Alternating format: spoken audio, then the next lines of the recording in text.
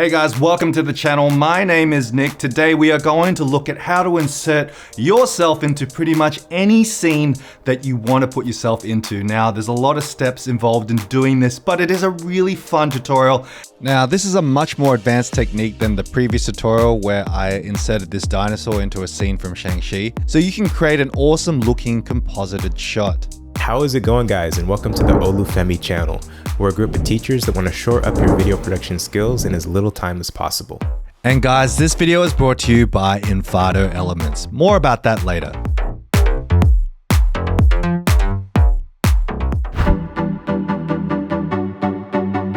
All right, so right now we're just going to grab this piece of footage. So we're just going to pull this straight into a comp. So firstly, we're going to go up the composition here. We're going to composition settings, and we're going to start the time code at 0, and we're going to make the duration just 5 seconds. It doesn't have to be that long.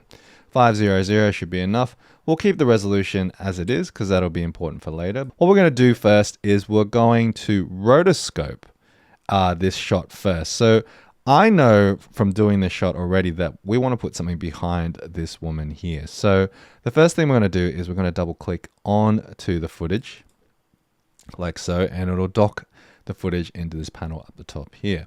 Now we're going to go up here to this button right here, which says rotobrush tool. I'm going to click on it, and we're just going to just roughly draw an outline of what we want. So just down there. See here, we've got most of it. I'm just going to pull this down just so we can see a bit more real estate, so we can zoom in just a touch more. As you can see here, it missed a bit of the jacket, so we're just going to grab the jacket here. That looks a bit better. We'll just get a little bit more in there. Just missed a bit of there. A bit of hair here as well. And we're going to get the rest of her down here with the blue. All right, that doesn't look too bad. We're missing a little bit of the hair, so we're just going to get a little bit more of the hair as well. And that doesn't look too bad. All right, so now we're just going to push the tracker all the way to the end, and we'll just drag it here and it'll start propagating. You'll see rotobrush propagating 20 or 22. So we'll just keep doing that for a while, and we'll just let that happen, and we'll come right back. A few moments later. All right, so that is all done. As you can see here, it's tracked pretty well. Now let's have a look at the mat and see how we did. Okay, so that is the mat that we got. It's very chunky, but that's kind of expected. So you just click this button here to kind of see what the mat looks like. So the hair is kind of disappearing a little bit. So we're going to have to do a little bit of refinement with the hair, as it were. So what we're going to do is go and hold this down, and then we're going to go to the Refine Edge tool. So now we're going to go back to get back to that view. We're going to have to click on this. And I'm just going to up the brush size because I just like having a slightly larger brush. Now 40 is a little bit small for me. It's because it's a 6K comp. You know, things can be a little bit, small. It would be fine if it was HD. Now, as you can see there, that's kind of what I want, where that you can clearly see the hair channel coming through. So we're going to propagate that one more time and see how we go. Oh, I forgot to actually change this over to best. So what we're going to do is I actually accidentally propagated using the standard setting, but we're actually going to change this over to best. Now this will take a little bit longer, but in my opinion, if you're going to roto, you might as well do it right. So let's do it on the best setting, and we're just going to move the scrubber to the end, and it's going to start propagating again. And let's try that one more time. More moments later. So that's finished. So that's gone all the way through, and let's check the mat to see how we are.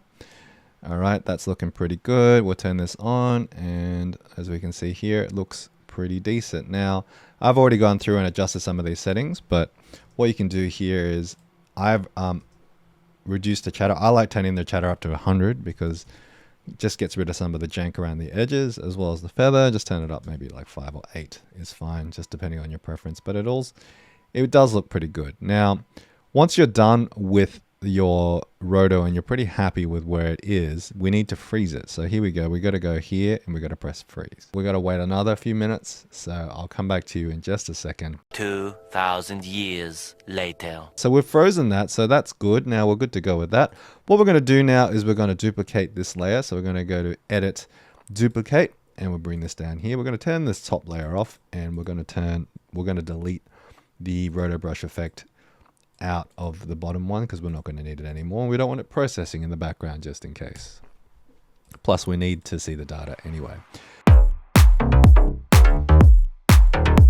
So we've got that top layer rotated out perfectly, which is great. Let's go to the bottom layer and let's do some camera tracking. Now, camera tracking is also a discipline that you need a lot of practice in if you want to get some good stuff going in your VFX. And it's one of the things that will sell your shot a lot more, especially when you want to put things in. So what is camera tracking? Basically, the software is trying to show you what kind of camera is being used in the scene. And then when you put 3D elements into the scene, it'll match the camera move exactly. So the computer has to do a bit of detective work to figure out what the movement of that camera is. And with some very fancy software that is built in to After Effects, you can do that quite easily. So what you can do here is you can go to the Windows panel and we can look for track, the tracker, which would be somewhere up there, as you can see here. And we're going to go to track camera. Now, this will apply the track camera filter. Alternatively, you can go right click on this and go track and stabilize and go track camera. You can do that as well, which we might do in this instance, or you can just go track camera. Now, it'll automatically try and solve. Now, I know, I'm just going to cancel this for 1 second. I already know that solving this as in the default setting is not going to work. It actually is not accurate enough for what we are trying to do. So one thing you can do is that if the default setting isn't quite working for you, or you're not quite getting the data that you want, there are a couple of options you can go for, because this is all just like an AI solving this for you. So what you can do now is we can go to the advanced tab here, auto detect. There's actually a couple of things you can do here. So if you know that it's a tripod pan, whereas the tripod doesn't move, but it's just panning left to right, you can pick that. It helps the computer solve it a little bit easier. Mostly flat scene. Obviously, if there's no parallax in your scene, you can pick mostly flat scene or typical, which I guess applies to all the handheld type shots. And we're going to pick typical for this particular scene because I can obviously tell this is shot handheld and the person is walking left to right with a little bit of parallax. So that's good. Now, the other thing too is that you can check on this other one that says detailed analysis. Now, this is actually a really key feature because it will track a lot more in the scene. However, this will take a lot longer to process, but in my opinion, it does give you a much better track and way more tracking features. Detailed analysis on is what you want. And so we're going to start analyzing in the background. Now, this again will take some time, but again, it's not work that you have to do. It's just the computer has to do it. So go have another coffee. We'll come right back. All right, we are back and we have these beautiful little crosses that come up. They might be a bit small depending on your footage. If it's HD footage, these will be a lot bigger, but because this is 4K footage, everything is very small. So if you want to fix that, you can just go in here and go to the tracker point and make that a little bit larger. So we'll make that 400. Actually, let's make it a bit more, 300, just to be a little bit smaller. And this target size, if you lose the track points and you wonder where they've gone, highlight the footage, go to the 3D tracker and you can grab it back. Target size actually refers to the target that comes up. As you can see here, as I'm moving this around, the target does come up. It depends on what your preference is, but you can leave that whatever size. I'm going to just make this slightly larger because I actually want to see what it encompasses as we go through. Now, the next most important part is actually set the ground plane. So what does that mean? So we've got to define where the ground is in the shot. And since we can see the ground, that is kind of important because we are going to pin our object to the ground and add that person in, which will be me in this particular instance. So we'll pick a place which is roughly around where we want to be. So that looks pretty good. So there we go. Oh, there we go. So there's our point that we're going to pick as our ground plane. So we're going to go set ground, right click, and then we go set ground plane. And then what we're going to do is also create a solid and a camera. Now, if we click out of this, you can kind of see this blue square comes up. As you can see here, it is pinned nicely to the ground. We're just going to orient it so that it actually lines up with the ground a lot nicer. So what we'll do is we'll highlight the shape. And you can see it created a 3D camera as well. And you can see here the camera actually has keyframes on it, which just means it's mimicking the camera and simulated what the camera is doing. So don't touch this, leave the camera as it is. We'll twirl that up. Don't touch any of those keyframes because those are very important. Now what we're going to do here is go to the shape and we're going to press W so we can orient it in the direction of the, sorry, that's not the shape, W to bring the orientation. And we're going to spin this around so it actually spins. It's sort of lined up with the ground as it is. And there we go. That's it. That's pretty much all we got to do. Just roughly, doesn't have to be perfect, but something like that. So we kind of got it in the right orientation. Now we are going to set a wall. We just need one wall object. So we're going to find something that fits on the wall here. We're going to go back to the arrow to bring that up and see if we can find a nice place where we can put something on the wall. That's not bad. Let's go create solid, and we'll go up here and we'll rename this wall, and we'll rename this ground. And likewise, do your best. It doesn't have to be perfect, but something in the correct orientation. And we'll just scale that up because I know what I'm going to do with it a bit later. So we'll just scale that up. So the idea here is we're going to try and line this up with the bottom of the edge of this wall here. So because we're going to use that as an actual wall. And now as you can see, it's not quite perfect. It doesn't quite line up. So what we're going to do is we're just going to spin the X a little bit just so that it lines up with the wall a little bit better. And we're just going to spin this down. It's going to finagle with it until you kind of get it to be right. Now this could actually throw off the track just a touch, but it just has to be kind of good enough. It's not going to be perfect every time, but we're just going to try and see if we can match it up as best we can. As you can see here, it does go with the wall, but it doesn't have to, like I said, it doesn't have to be perfect. And likewise with this one, we're going to duplicate this and we're going to call this ground shadow catcher. We'll name the top one as well, wall shadow catcher. Right, so let's go to the wall one and we're going to scale this one up as well. And we're just going to pull this back just a touch. We want it to kind of line up as best we can with that wall. So that is just a little bit off. So we're just going to spin this in the same axis. So it just lines up with the wall, and then just pull. Make sure you pull these widgets. Don't just drag anywhere, any old which way thing. We just want to keep this because it's 3D. We want to make sure the axis, we're only moving on one axis, because once you start moving things around, it'll throw the object off and it won't be in the right place you want it. And we'll actually turn off these tracking markers for now. Now, what I like to do is in this situation, when you bring in 3D objects, and I'll just show you what I mean. So we've got our text, and if I turn this into a 3D layer, sometimes it does this weird thing where, look, it just shrinks everything down, and I made it a massive piece of text. And now I gotta I gotta move it around and then move it in the direction of where it's supposed to be. And now I gotta make it scale up so it kind of fits in the scene properly. And look, in this particular instance, it's not so bad, but sometimes I like to automate these things so that when I just bring things in, there was already quite a few steps here to kind of make it fit in the scene, and I didn't like that experience very much. So there is a plugin that actually helps you with what they call normalizing these tracks, so that when you do bring stuff in, everything kind of does sit in properly. So what we can do, let's reset all this, is we can grab, now you got to rename that ground plane. That's why we named it ground. So we highlight that one, and we'll also highlight these guys. And we've got this plugin here called normalize track. And so what that does is it makes everything that comes in pin directly to this thing in a kind of sensible way. So the scale isn't crazy, and the orientation looks correct. So what we're going to do is press this button and nothing happens, but I'll show you what happens when we do add the text.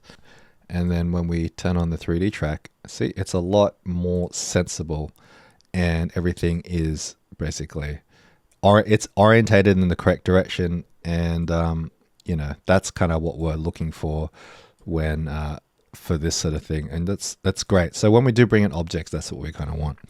All right. So that is basically the track done. So now that's all set up and ready to go. So when we do bring 3D objects, that is great. And now we'll go on to the next section, which is bringing in our elements. All right, guys, we're going to take a quick break to hear from our sponsor, and that is Envato Elements. Ever been stuck trying to fill holes in your edit with a super vague client brief? Well, when you subscribe to Envato Elements, you will get unlimited downloads to over 1 million awesome digital assets, just like in today's tutorial. And today, we're giving you this sick deal where if you subscribe to the annual plan, you will get a whopping 50% off your subscription, which when you do the maths, works out to be about $16.50 a month. That is way cheaper than buying a single piece of stock footage. So what are you waiting for? Click that link and start supercharging your videos today.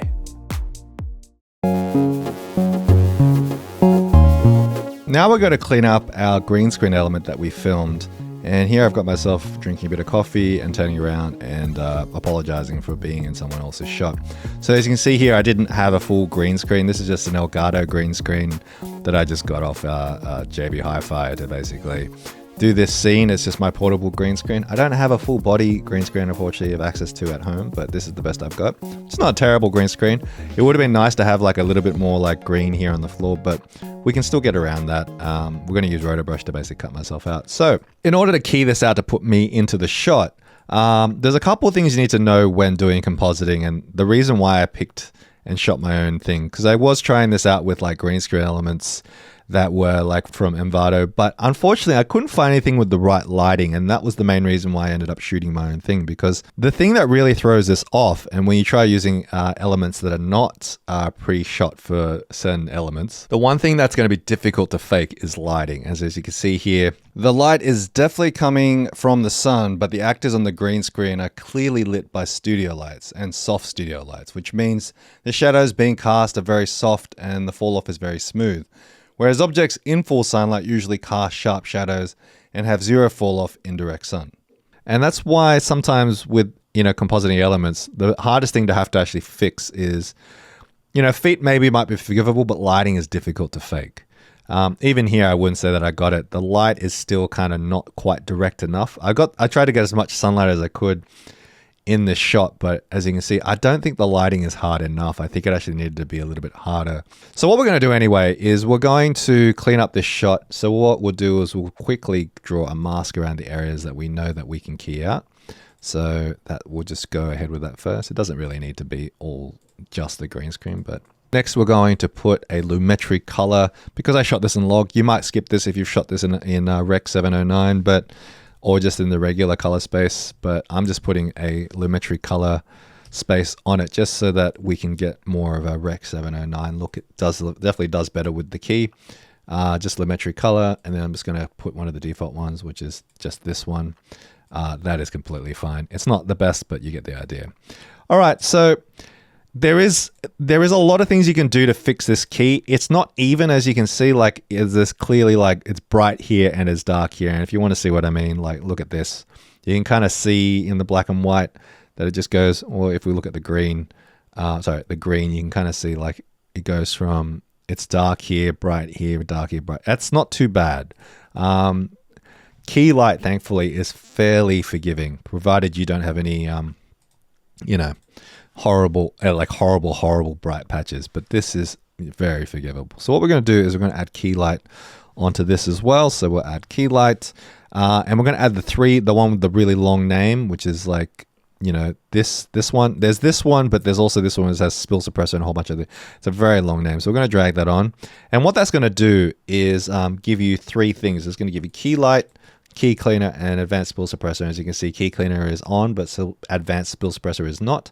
So what we're going to do now is we're just going to take a key, and I'm going to take something in the mid value, so maybe around here, not the brightest value, but somewhere in the mid value. So maybe I think it was around here was like not a terrible place to start. So you can see here it took a lot of the green out, but we're going to go to the screen matte right now, and we're going to have a look at that. And as you can see here, it's not too bad. We got most of it out. It's mostly black. So what we can do is we can actually just go and clip those blacks just a touch. I'll clip it even more, and we'll fill in the rest of the white so that the white is still, and that's pretty much it. And now we'll go back to intermediate, not final result, but intermediate result. Just from experience, I like turning on hard color. I feel like that does a better job.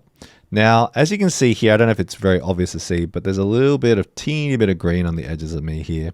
So we're just going to fix that up. The key cleaner does a little bit of that, but the spill suppressor will actually get rid of it all. All right, fantastic. So now we need to do the feet, which you're probably asking, how do we do that? Well, what we're going to do here is we're going to go duplicate this layer. So we'll press Command D or Control D. And then what we're going to do is we are going to go and delete all the effects except for lumetri color. And we're just going to go Edit, Cut, or you can just press Delete. Now we're going to delete the mask as well. So bring up the mask by pressing M and delete it. and then we're going to pre-compose it. So you can go layer and then pre-compose, or Shift Command C or Shift Control C. And what we're going to do is make sure you check this property here which says move all attributes into new composition. And we're going to call this feet roto. Now we're just going to jump in here and we're going to start rotoing. Now here we are in the clip. I'm just going to make sure that this endpoint is cut, like make sure that the endpoint is there. So I'm just going to press edit and then split layer. And that's just going to create a different layer here, and we're just going to delete it. And so we're just making sure that we're just going to only make sure, actually, sorry, they cut a little bit too early. We're just going to only do the section we need to roto, because that could be problematic if we start rotoing and it rotos the whole clip, but we only just want those few seconds that we've got here. I think it's only 5 seconds. All right, so we're in here. Now we're just going to double click on this footage. So it pops up in this window here. So you see the layer, whatever the name of the footage is. And we're going to grab our rotobrush here, and I'm going to jump in around maybe towards the end of the clip. And what we're going to do is we're going to just maybe somewhere where you can see both my legs quite clearly so it doesn't get confuse the algorithm. I'm just going to just drag an area here, just start drawing around areas that I know are my legs. And it doesn't have to be too accurate, but just has to be good enough. I'm just going to delete this area here. I'm holding down Option to get rid of that area. I'm not sure what the alternative button is on PC, but there is an alternative button to get the delete, so you don't have to worry about it. Just get a little bit more of the thong here on the ground, as accurate as you can. Obviously, this would have been better if I shot it on something a little bit clearer. I think maybe the pattern is kind of confusing the AI just a touch, which is okay. Now that we've done that, let's start propagating. So I'm going to drag to the front, and once it's finished filling up this part of the bar, I'm going to drag it to the end, and that'll finish propagating. Then I'm going to freeze it as we did before, and then I'll come back and I'll show you the final result. A few moments later. So now we've got a nice little key of my feet. We can double check to see how that was, but it was pretty good. Like, it was decent enough for what we need to do. Actually did a pretty good job, I gotta say. Especially considering that there's a lot of details here in the carpet, you know what I mean? Figured it out pretty well. It's one of those plugins that just, to me it's just like, how does it do it? I don't know, but it works. Anyway, so here we go. We've got myself keyed out and rotoed out, even if we didn't have a perfect green screen. Totally possible. So there we go. Now I'm going to put this into a pre-comp just so we don't get confused. So we'll make a folder called pre-comps. I'll grab them here. It's always nice to organize your stuff so you don't get lost, because when you start getting lots and lots of comps, and you will if you start getting into this stuff a lot more, it will get very confusing. All right, so let's bring myself into the shot. Haha. Nick drinking coffee. There we go. There's me. All right, so what we can do is we can turn on the 3D layer, and hey presto, I am there in the bottom of the screen, which is fantastic. And I've done this already, so I know from experience that my feet do twist a little bit later on. So I'm actually going to do it so that my feet are more on top of the scene here, as we see.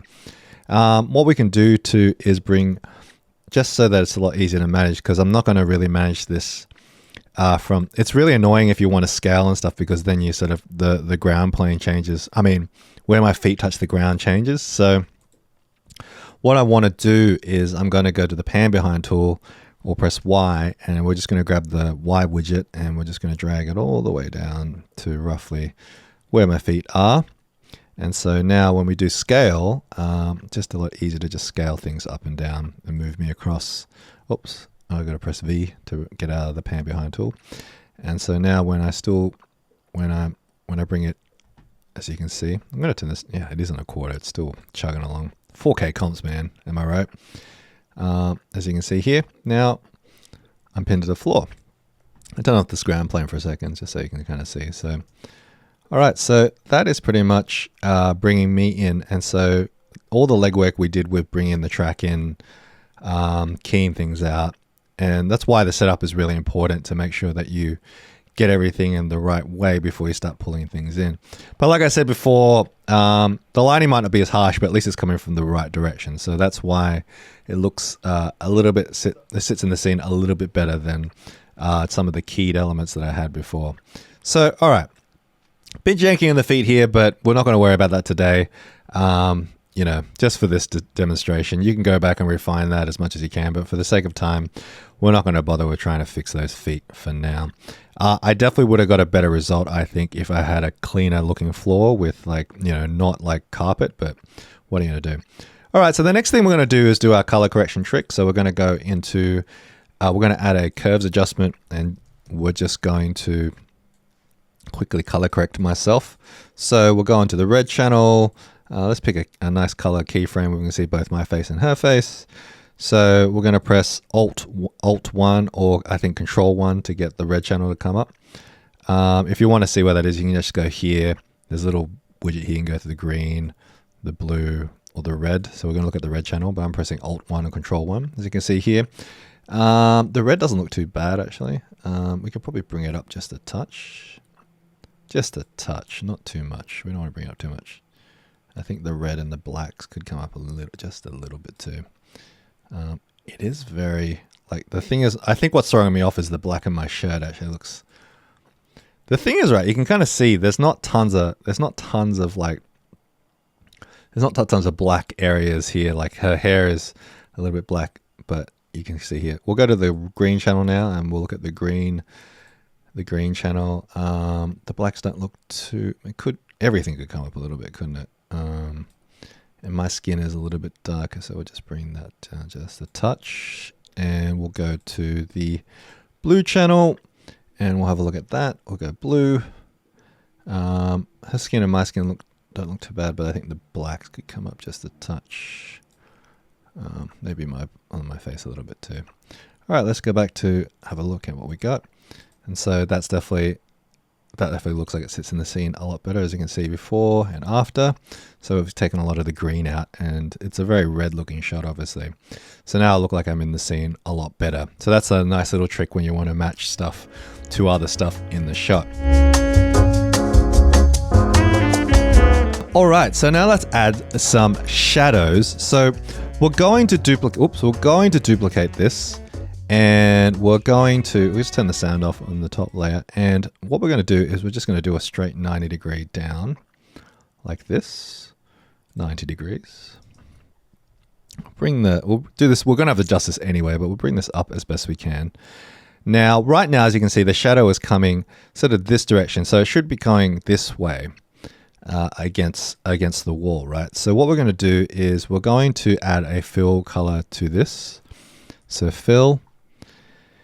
And drop it on, and we're going to make this black, and I'm going to drop it around to, I was mucking around with this, 40% or so is probably not too bad. As you can see, I'm matching this with the pole colors up here, and already there, it doesn't look too bad. The sun is coming this direction, so that doesn't look too bad. Now, one of the issues here is obviously it doesn't quite, we may have to do a little bit of keyframe to actually get the shadows to match up in the right direction, but we want to try and fudge it a little bit here. It's unfortunate that it doesn't quite fit the shadows. See here, that doesn't make any sense whatsoever, but we may have to fiddle around with that just a touch. So one thing I did like using, and this was something that I thought was so interesting, was I was using this tool called CC Slant. So if we type CC Slant in there, what's kind of cool about this too is we can try and you can actually tilt the as you can see here, it pins the bottom here, and this is because the anchor point is down the bottom, but you can actually tilt the shadow in a particular direction, and that's kind of really useful when you want to do shadows that look a bit more realistic. And as you can see here, if it's coming down from this direction, I guess it actually wouldn't be too much. Now looking at this, it actually looks a bit better if it's actually more direct on. But as you can see, they're trying to figure out the cues for the shadows. As you can see here, the shadow goes direction, so it would actually be more like this angle here where it goes across like this. Now, unfortunately, with just the limitations of the way that we are doing the shadows, and they're not exactly the most accurate thing, we have to do a little bit of keyframing to kind of get it to work. So we'll have to just find spots where we know it's going to break. And so as you can see here, I'm going to have to just pull it up here like this. Now that's a bit fake, obviously, but just to kind of, and that obviously doesn't work there either. It's pretty bad. Maybe we can try and do this. What if we can just do this? And then,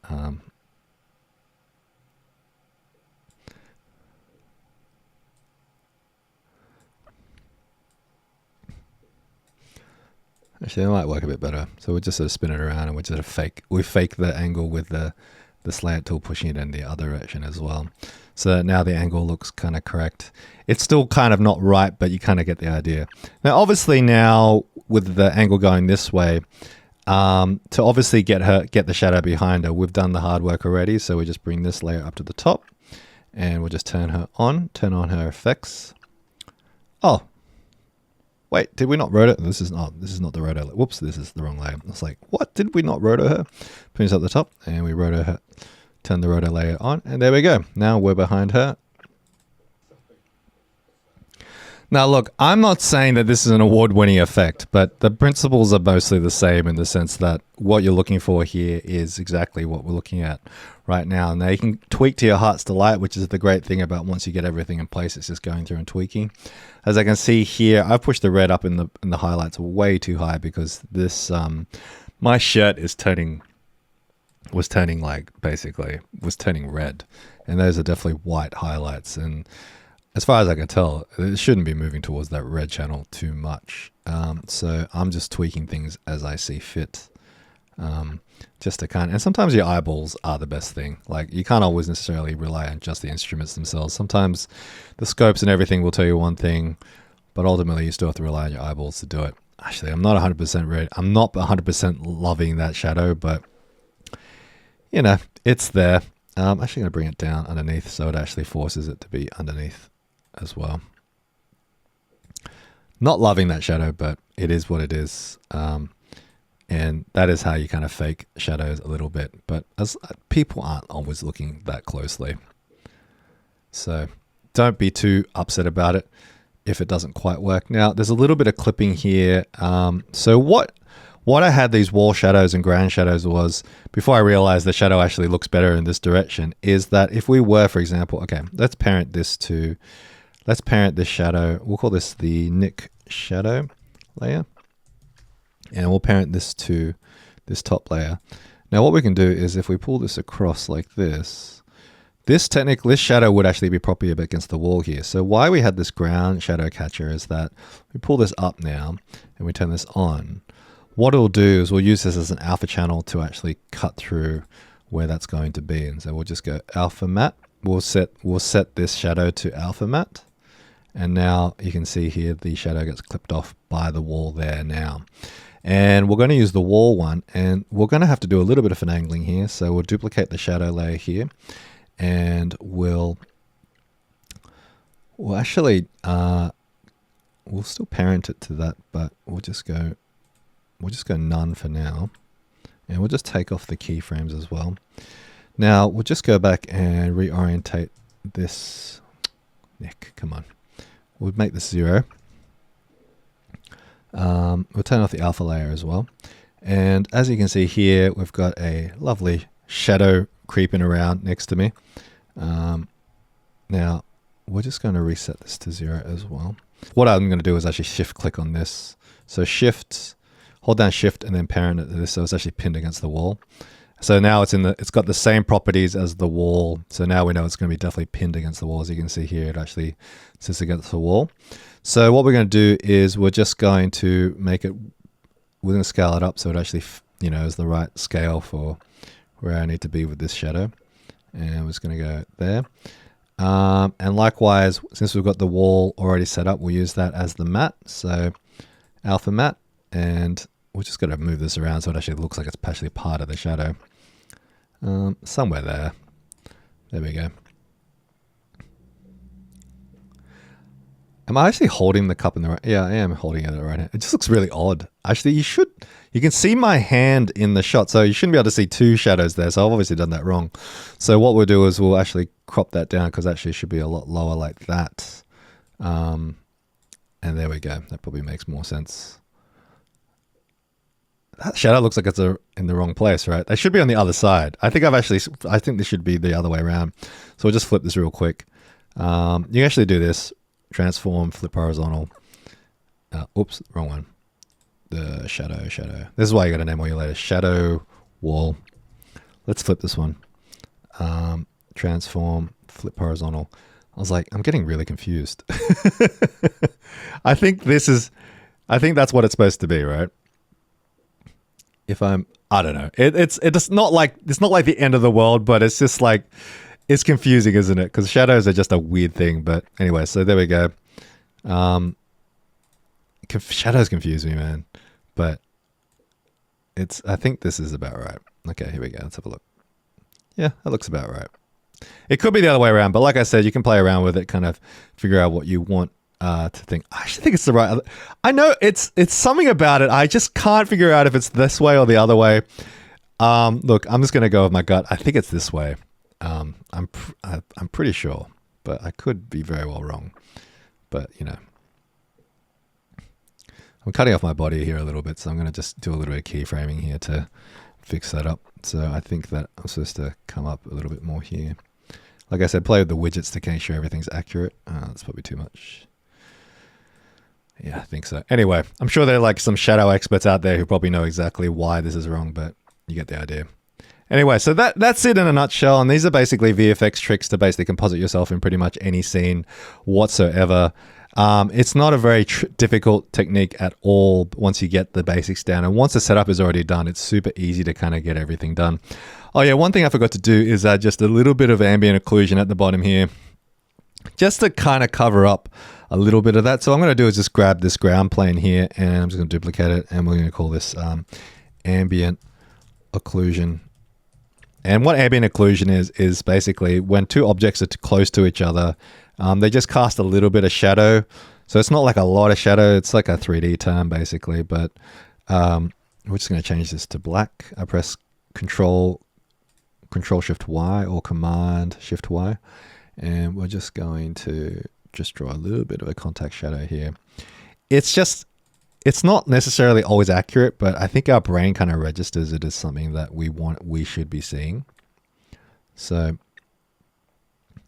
like I said, it wouldn't necessarily always be there, but we're just going to put a little bit of, just a touch of it in, just so that we can, because I think it would be a little bit darker around the feet, just a little bit, not heaps, but just a little bit darker, because I think our minds sort of think that there's something there, but just to give us the idea that something is there. Yeah, and that's it. That's pretty much it in a nutshell. All right, guys. Well, I hope that's helped. I hope that sort of helped you understand how I go about basically comping things into other objects. Now, shadows are a pretty important thing, and also lighting obviously is a key element when you are making composites for your stuff. Motion tracking, these are all elements that will basically get you, once you nail down all these things really well, it's pretty easy to composite stuff. You can put anything in you like, put yourself in anything you like. And once you've mastered like most of these techniques, all these techniques, you can use it for any kind of compositing. Put yourself in whatever you want.